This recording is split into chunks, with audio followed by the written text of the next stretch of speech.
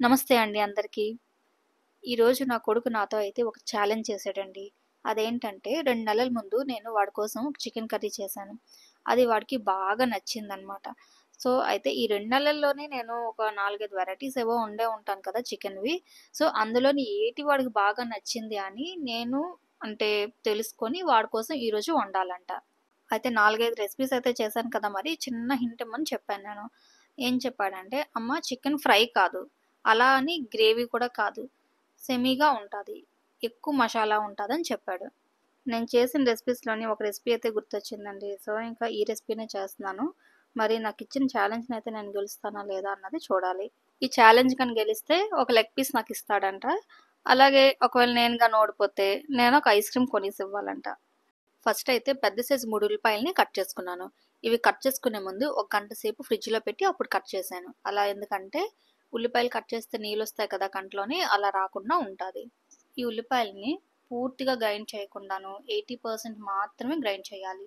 ఇప్పుడు డిష్‌లోని half cup వరకు oil వేసి, ఆయిల్ వేడైన తర్వాత ఇందులోని 3 యాలక్కాయలు, 5-6 లవంగాలు, దాల్చిన చెక్క ముక్కలు చిన్నవి 2 అయితే సరిపోతాయి.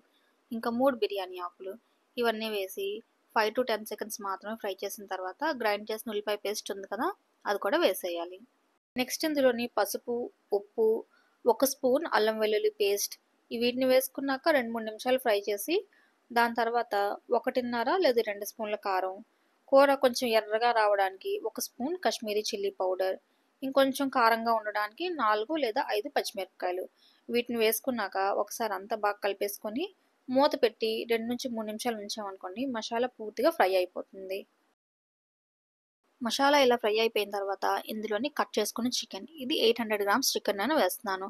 చికెన్ వేసుకున్న తర్వాత ఫ్లేమ్‌ని హైలో పెట్టి చికెన్‌ని కంటిన్యూగా కలుపుతూ ఉండాలండి 2-3 మినిట్స్.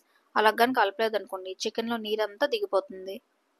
చికెన్ కొంచెం ఇలా ఫ్రై అయిన తర్వాత ఇందులోని 2 స్పూన్ల ధనియాల పొడి, ఇంకా 1 స్పూన్ జీలకర్ర పొడిని వేసుకోవాలి. ఇప్పుడే ఇందులోని తగినంత ఉప్పును కూడా వేసేయాలి. ఉల్లిపాయ పేస్ట్ ఫస్ట్ మనం వేసాం కదా! అప్పుడు కూడా ఉప్పేసాం. సో, ఇప్పుడు ఎక్కువ ఉప్పేం పట్టదు. కొంచెం మాత్రమే పడుతుంది. అన్నీ కలిసిపోయినట్టు ఒకసారి బాగా కలిపేసుకొని మూత పెట్టేసి 15 మినిట్స్ ఉంచామనుకోండి చికెన్ పూర్తిగా ఉడికిపోతుంది. 15 మినిట్స్ తర్వాత మీకు చూపిస్తున్నాను. చికెన్ చూసారా పూర్తిగా ఉడికిపోయింది. ఇంకా ఆయిల్ కూడా ఎలా పైకి తేలిపోయిందో. చికెన్ చూసారా ఎక్కువ డ్రైగా లేదు. అలాగని ఎక్కువ గ్రేవీ కూడా లేదు. సెమీ గ్రేవీ కన్నా ఇంకా కొంచెం తక్కువగానే ఉంది. ఇంకా స్టవ్ ఆఫ్ చేసుకునే ముందు మళ్ళీ ఒకసారి కొంచెం ధనియాల పొడి, ఇంకా కొంచెం జీలకర్ర పొడి వేసుకొని పైన కొత్తిమీర వేసుకుంటే చికెన్ కర్రీ రెడీ. ఈ కూరలో నేను ఎటువంటి గరం మసాలా పౌడర్లు గానీ అలాంటివి ఏటి వేయలేదండి.